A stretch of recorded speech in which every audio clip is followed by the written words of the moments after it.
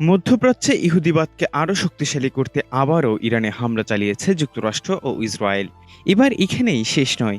যুদ্ধের শুরুতেই হত্যা করা হয়েছে দেশটির সর্বোচ্চ ধর্মীয় নেতা আয়াতুল্লাহ আলী খামেনিকে। চমকে ওঠার মতো বিষয় হলো ইরানের বিরুদ্ধে এই যুদ্ধে যোগ দিয়েছে খোদ সুন্নি রাষ্ট্রগুলোর হর্তাকর্তা বলে পরিচিত সৌদি আরবও। এমন পরিস্থিতিতে প্রশ্ন উঠেছে, এই যুদ্ধ ঠিক কতদিন চলবে?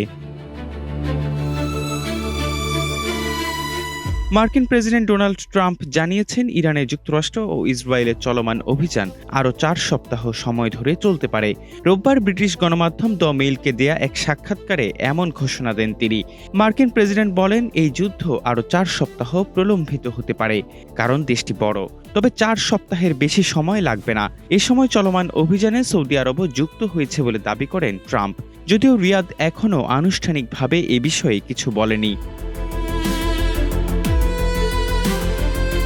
জীবন অবাক না করলে কে করবে? 28% মিল্ক ফ্যাটের অবাক করার সাথে ফ্রেশ মিল্ক পাউডার। জীবন অবাক করুক প্রতিদিন। বিশ্লেষকদের মতে ইরান এখন আর যুদ্ধ এড়ানোর পুরনো কৌশলে নেই। 2025 সালের জুনে ইরানের পারমাণবিক স্থাপনায় মার্কিন ও ইসরায়েলি হামলার পর তেহরানের নীতি নির্ধারকদের মধ্যে এক ধরনের সংশয়হীনতা তৈরি হয়েছে। ইরান বুঝতে পেরেছে যুদ্ধ কোনো আসন্ন হুমকি নয়, বরং তারা এরই মধ্যে একটি চলমান যুদ্ধের আবর্তে নিমজ্জিত।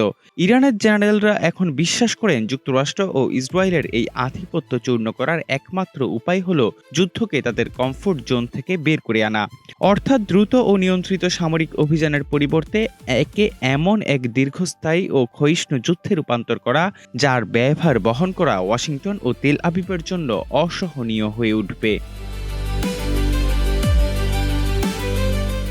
অন্যদিকে ডোনাল্ড ট্রাম্পের নেতৃত্বাধীন মার্কিন প্রশাসন যদিও শক্তি প্রদর্শনে দ্বিধাহীন, তবুও তারা একটি অনির্দিষ্টকালের ব্যয়বহুল যুদ্ধে জড়িয়ে পড়তে কতটা আগ্রহী তা নিয়ে সন্দেহ রয়েছে।